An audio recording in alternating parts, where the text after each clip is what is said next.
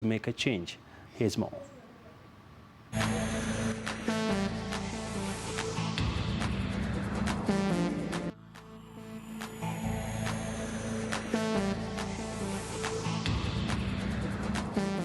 So Yoeal, career and risk. Do the two of them have to go together?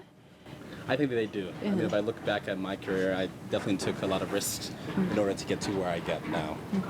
So starting from coming out of undergrad as an engineer major and going into finance, where I've never taken a finance course in my life before, to taking risks in terms of that first job and taking international assignments and moving away from New York, where I grew up, to Hong Kong, to post-business school, moving out to Africa, joining a startup, and then spending the last 5 years here.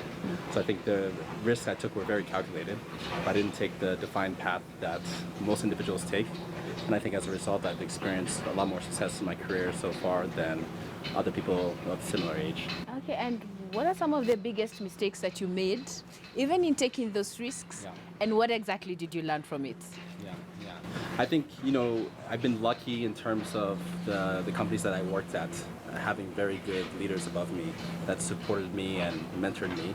I think as a young leader, you're always making mistakes and growing from them in terms of whether it's running a budget for a department or running a business that I'm doing now.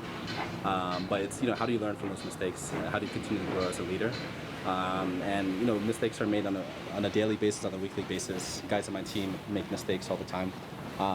But it's about, how do we find out the root cause of what caused this issue, put in place controls to ensure that it doesn't happen again, and make sure that individuals develop and become better leaders. So what's the biggest problem that you've ever handled, and who did you call first?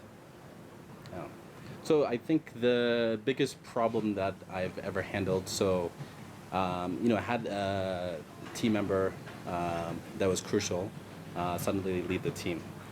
And it was a crucial time for the company, and that individual is responsible for a lot of different very high priority initiatives. So at that time I called my COO and explained to him what happened, and we debriefed about how is the best way to handle this and manage this in terms of communicating internally amongst the whole team about how we're going to move forward as an organization, but also in terms of who's going to step up and take different responsibilities.